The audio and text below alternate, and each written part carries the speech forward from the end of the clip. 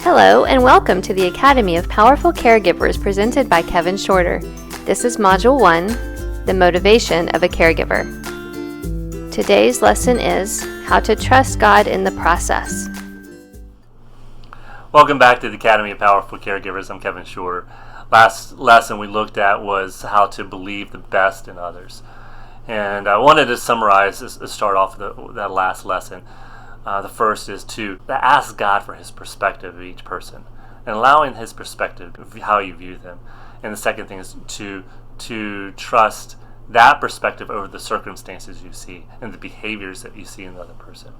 And the third thing is to believe it and believe that view and that perspective of them until they view it for themselves and they start living it out.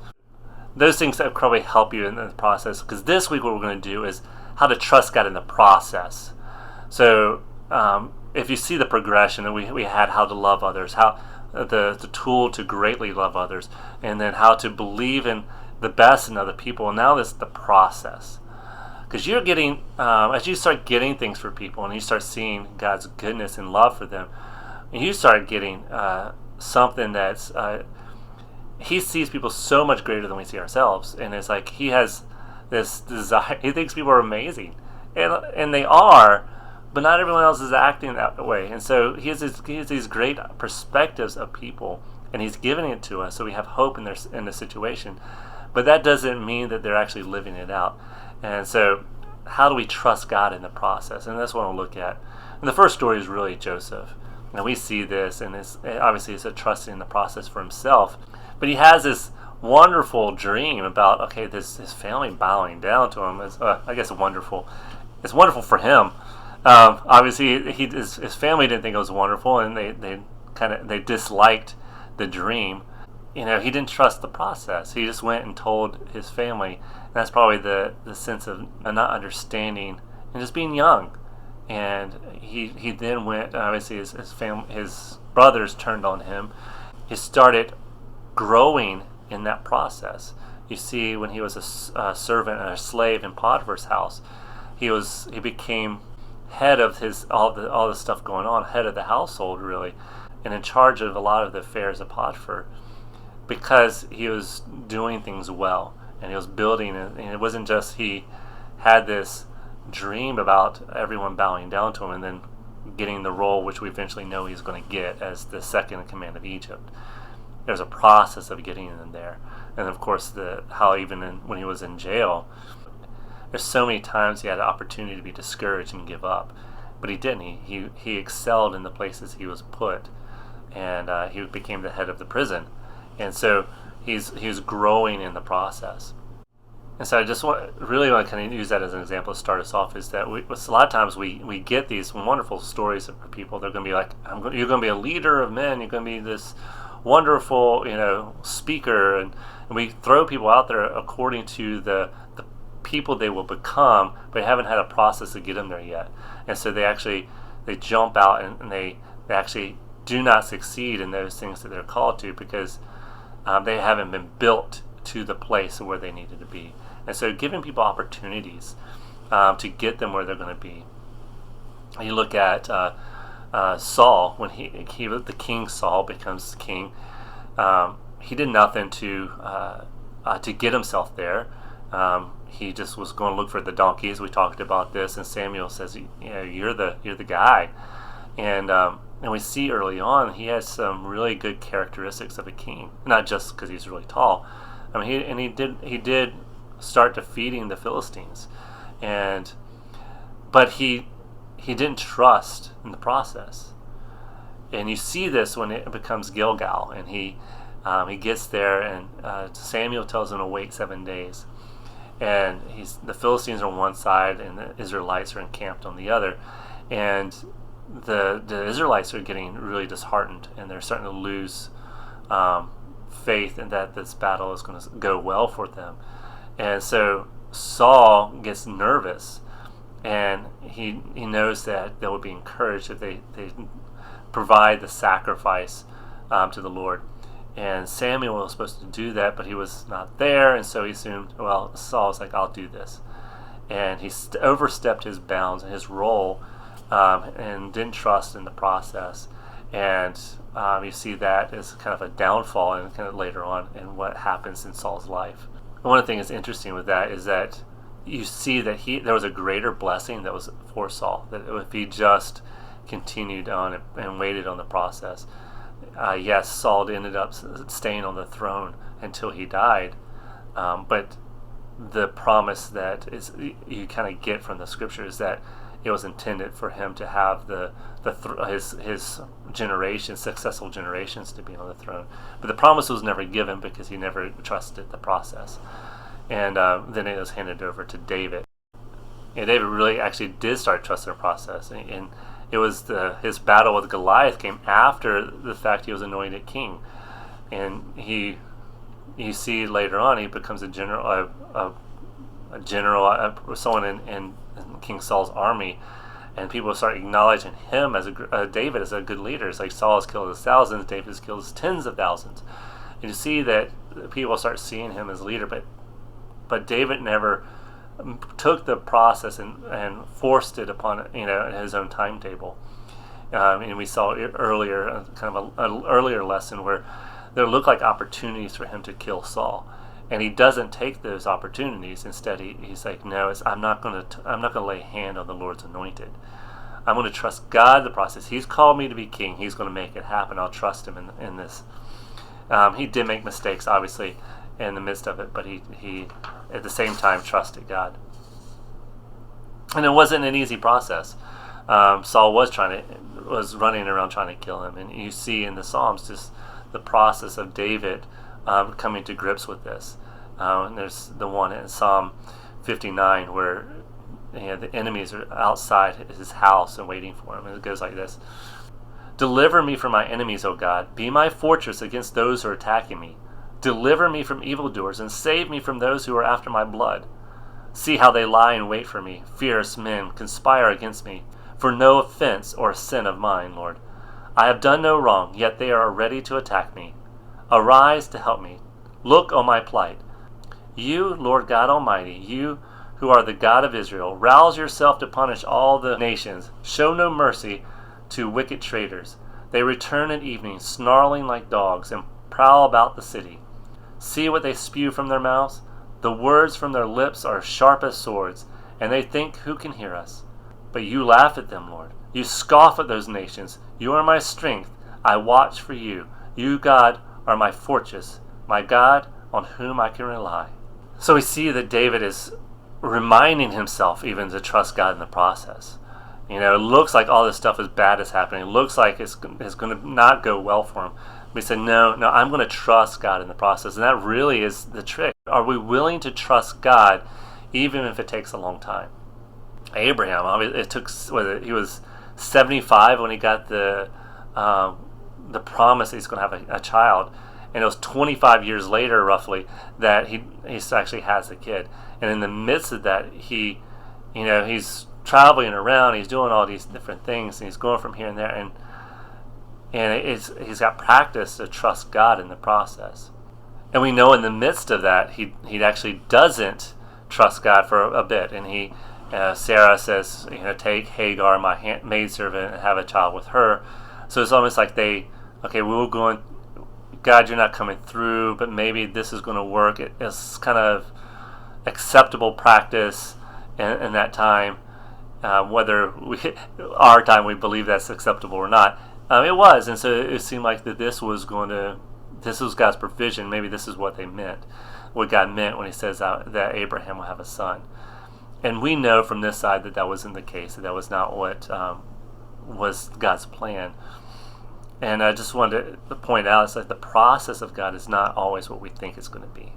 And actually, in a lot of ways, his way, he says in Isaiah, that God says that my ways are not like yours, are higher than your ways. So for us to feel like that we know how God's going to make something work is kind of foolishness, because his ways aren't like our ways. We can't comprehend the things of God.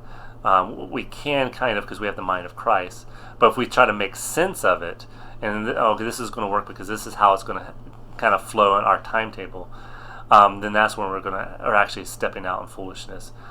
Is that God wants us to trust Him by faith, and if we lay all the details out and say this is the way God's going to do it, then that's we're not actually trusting God. We're trusting our ability. That doesn't mean we don't plan. We can plan. It's good to plan, but to say that this is the way God's going to work, that's where we have to try to draw the line. And it's like, okay, this is what I think is going to happen. This is the steps I'm going to take. But I'm really relying on you, God, and allowing you to direct those steps and direct those plans, and trusting that you're going to make this happen. Take it, for instance, Joshua. Think about how they were going to cross the Jordan. It was in flood stages. It was overflowing its banks. And so he goes and asks God for his direction, and says, take the ark, take the priest and holding the ark, and to basically walk into the river. And he said, I will part the waters. But it was like once their foot touched the water, and it's like that's when the waters parted. And then they get to the other side. It's like, okay, now circumcise everyone. Which, we read that, okay, you just easily pass by. But that was something that laid people out for 3 days. And there's the story of Jacob's kids, the 12 tribes, as they're wandering around. I forget the story, but they're around one city, and that city ends up, someone in that city, a prince, rapes one of the daughters, his sisters, and the brothers become so enraged that they want to destroy it, and Jacob's trying to stop this. And so what happens is that the brothers come up with this plan that it'll be okay if they circumcise the others, and they can be part of the Jewish, or the children of Abraham. And so they do it, but it's all a trick, because what it does is it weakens them because of what happens and how it's done.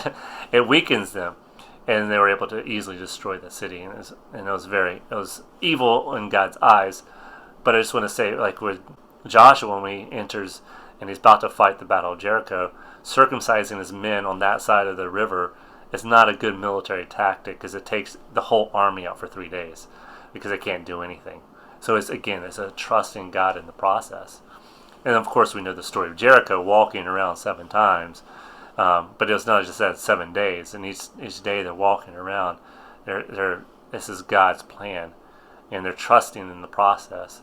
And for them to shout on that last day, it's like, okay, here it goes, and obviously it happened. But I share these stories in succession, because then after that, Jericho is defeated. The next city they were going to take is Ai, the city of Ai, and they look at the city, they look at the provisions and their military, and it's like, it should be easy victory. Don't send everyone. Let's just send a few people. And when they did, they got defeated, because they were trusting in their own ability, trusting their ability to process the promise that God's given. And obviously the defeat was there because of the Achan had kept back some of the spoils of Jericho that he wasn't supposed to. So they end up finding it out, and they're kind of moving on. They defeated Ai pretty easily after that was taken care of, and then we hear the Gibeonites come into the camp, trying to create a treaty with the Israelites, because the Gibeonites were fearful that the Israelites were going to destroy them, because they knew what the plans were. Of the Israelites were going to take over the whole promised land. But the Israelites didn't know the Gibeonites, where they were, where they're from. And the Gibeonites were able to deceive them by making the Israelites think that they're from further away, outside the borders and the boundaries. So they make a plan by what they saw, and made a treaty. And what you see is they, again, did not ask God for his opinion or his thoughts. They trusted in their own ability, and then in the midst, they created something that wasn't supposed to happen. And then find out that all the other cities were kind of upset from the Gibeonites for making a treaty with their enemy. So they attack the Gibeonites. So again, you look at it as like, okay, finally, well, God, you took care of that. We made a mistake. Thanks for working this out. Would have been an easy response. But this time they actually got it right. They went to God and said, "Hey God, what do you say? What should we do in this situation?" And the direction they got was like, I want you to march onto them, and I'm going to give over the group of cities that are attacking the Gibeonites, and you're going to have a great victory in the midst of this, and you're actually going to protect and hold true to your treaty that you made. And so they do that, and they have a great victory. And then you see from then on that the Israelites trusted God in the process, and so and that's kind of, as we look at the Old Testament, and we look at that's really God's desire for us, is to trust Him in the process. It's not, okay, this is what He's doing and this is how it's going to happen, but we're going to trust God in the midst of all of it. And the point of all this lesson is not to, is to show you that you're going to have some great perspective on God, from God, about how people are, how He views people and how He sees them and the goodness in them. But the same is don't assume that you know how to get them there. If you feel like that God's showing you something about like they're going to be a wonderful leader of some sort, doesn't mean you throw them into leadership right away, or that this person is going to be a wonderful connection for you later in life. Doesn't mean you trust them with everything in your life right now. They might be something that you build a relationship towards, and building trust towards. And just because you see that in them doesn't mean they're there now. You can call it forward. You can actually believe in it for them. But God wants you to use wisdom in how to do that. And the wisdom is not what makes sense for you, but wisdom that He gives. And so asking God, like, hey, what do you say about the situation? What do you say we should do now with this person? Just think about what it is God's given you and what He's showing you, and asking them in the process and how to get to where He wants you to go. And at the same time, just because you don't see it happening, just continue to hold on to what God has said. Hold on to the perspective He's given, because He loves them and He wants them to come to that, to know that fullness of life that Jesus come for them. He died for. He wants them to live that out, whether they're a believer or not. Obviously, they're going to fully live out that belief as they accept Jesus, but he still wants it for them, and you can call it out and believe it for them, and allow them to see the goodness that God has placed there. And I think of Jesus even. He knew what God called him to do, but he still had to trust God for the process. Jesus gets the news that Lazarus is sick, and to come, and he doesn't. He sticks around for a couple of days, and then he goes, and then he says he was waiting for Lazarus to die so that they may know that God raises the dead. And we think it's like, well, that seems very odd, but he's trusting God in the process. He's trusting God to lead, and even when he goes there, if we think about it, he's living this life and with us, like in the way we would, he has to have faith in that situation. When he calls out that Lazarus come forth, he has to know that, have faith in God to make that happen. He's not making that happen. There's got to be a little uncertainty, I guess, in a way. Not really, because he trusts God in the process. But he knows that if God doesn't do it, if God doesn't hold his end, it's not going to happen. He's okay, God said it, so I'm going to say it, and it's going to happen. In the same instance with he goes to the cross. I would suppose that even when he was at the Garden of Gethsemane, that he's praying, his prayer is to take the cup from him, but part of it's because, like, God, is this really going to work? Is this going to happen? Is this going to be the way to do it? And there's had the angels that come to minister to him in the midst of that. And I don't want to create too much of a doctrine here, but I'm just trying to say that we need to trust God in the process. It's not the way we would choose to happen. If you look at it, take this cup from me. Part of that is Jesus saying, is there another way? If we were to choose our own process, if Jesus was to choose his own process, there was a different way for that to happen. but there wasn't, and he's trusting God to lead him in the right process and the way that's going to bring about the desired outcome. And it said, for the joy set before him, he endured the cross. So the joy set before him was the reconciliation of us to him. And for us, our joy set before him is these people coming to a relationship with God in a way that's going to bring about God's glory in a greater way in our lives. Because we start seeing God come alive in them and his love for them, and we actually receive more of his love in the midst of that. And so thinking about for ourselves as well, because in reality, if we try to make sense out of what God's going to do, we're going to limit it, and it's not going to be the miracles that God can do.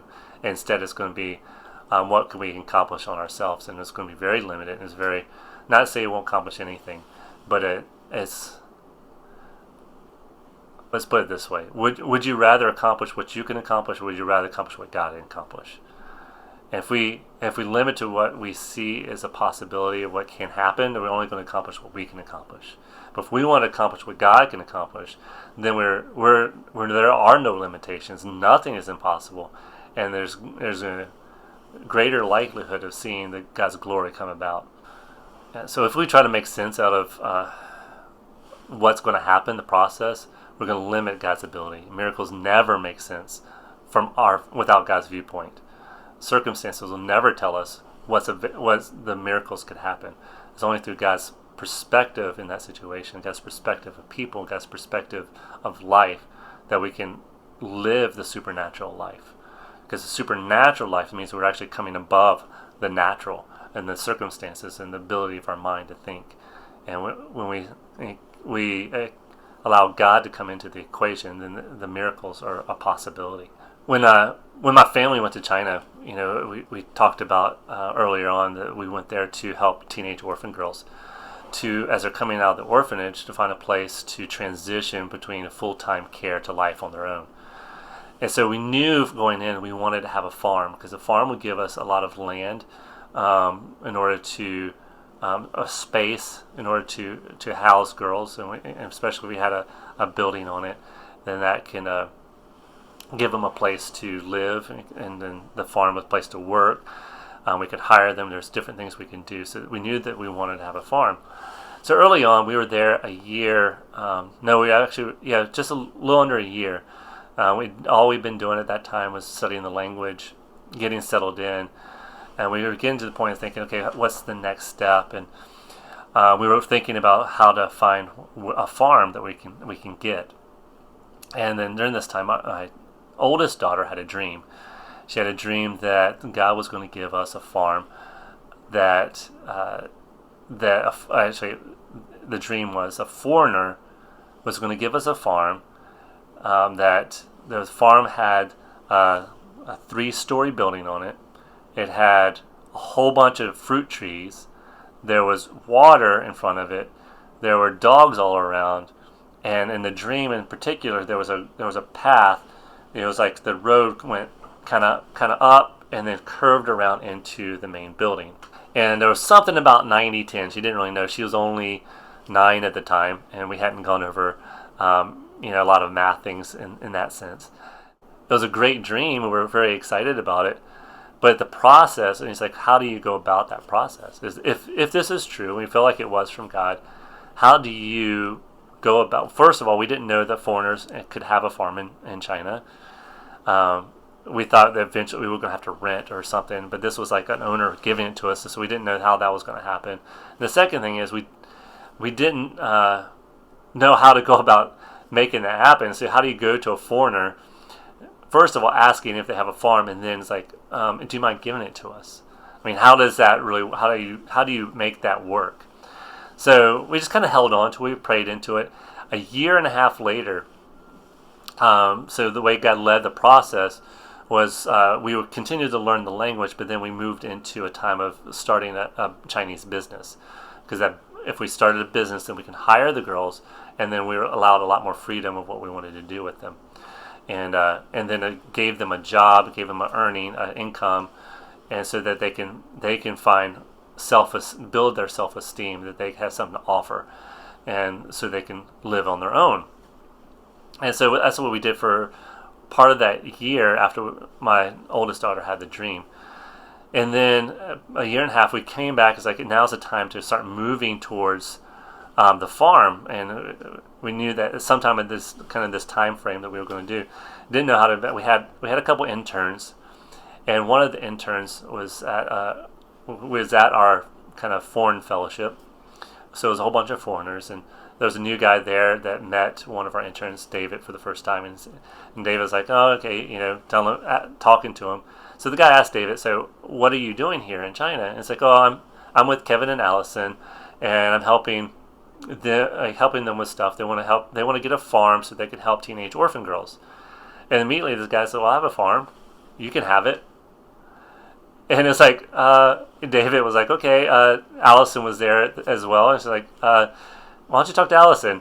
And because she was right next to David, talking to someone else, and they got talking, and he kind of repeated the same thing. We went out to lunch with him, told him our story, what we wanted to do, and then the next day we went to the farm to go.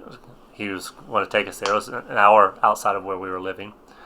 And so we got there, and the first thing, we're driving up to this farm, and we were on this road, and it curves around, and then as we turn, there's this 3-story building out in front of it, and it's like behind it is all these trees, and I found out that they've been growing winter peaches there.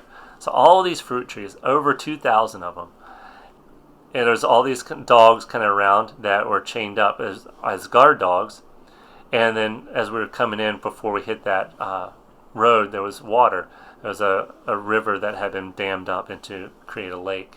And then he ended up giving it to us. He ended up giving us 10% of the farm, which was at 10 acres. And it was a 100-acre farm, which was way more than we needed. 10 acres is perfect for the size we wanted. And so, but it ended up being... He kept 90%, we had 10%, which is also part of the dream. And so as we think about, and that's kind of an extreme example, but we get things. God shows us these wonderful things, and we don't know how to make them happen, and even how to have faith in it. We need to trust God in the process. There was no way that we could find the guy who had the farm and then make him give us the farm. But God, and it was funny, even with him, he's like, he originally said, "You can have my farm. I have a farm, you can have it." And so, and he kind of, as he was thinking, it was almost like he responded to the work of God in his life. He was someone who loved the Lord as well and wanted to kind of honor God with all of his things. And he's like, "Oh wait, how do I give them our farm?" And then it turns out, as he was working with God in the process, he ended up giving us 10% and not all of it, which is right along and that was his that 10% really was his direction. We didn't bring it up to him. He gave us that, and it was like that went exactly with the dream that my oldest daughter had. And so, really, the point is to trust God in the process. So there's three things I want to do to remind you about trusting God in the process. One is that remind yourself God is trustworthy. And that's really, the big thing is they might take time. You might have to wait for the process, but he's trustworthy, and he's going to bring it about. If he said it, he'll do it. And so as you trust it for other people, and he's giving this perspective, wonderful perspective, you can have faith that they will become that, because that's how God sees them, and that's how they really want to be, because that's what they're created to be. And so the second thing really is, if you feel like there's things are moving away from the process, go back and ask God if there's a new direction, if there's a new step in order to take you to the promise. Abraham is a wonderful example, because he went up to Ur, and he went to other places, and he kind of went down to the promised land, and he went to Egypt. He was always traveling around and trying to figure out how to make the process work. And that's one of the things that when God shows you something, it's an invitation to build your relationship with God and to continue to have a deeper communication. And if you look at all the years that went by before the promise came about, It's not that it's just one conversation. It's multiple conversations, and you continue to get more understanding and more direction from him. So again, as we do this, as every week, ask God, what are a couple things that he wants you to take away from this lesson? What are some of the things that he wants you to imprint onto your heart? And if you haven't done it yet, I would really appreciate you sending them to us at apc@josiahscovenant.com. The things that God's showing is really encouragement to us, and as we continue to move forward with each lesson. So thank you, and I hope you have a great week. We hope you enjoyed this lesson from Kevin Shorter on the Academy of Powerful Caregivers. If you have any questions or comments, please send them to apc@josiahscovenant.com. Be sure to check out the next lesson on how not to burn out.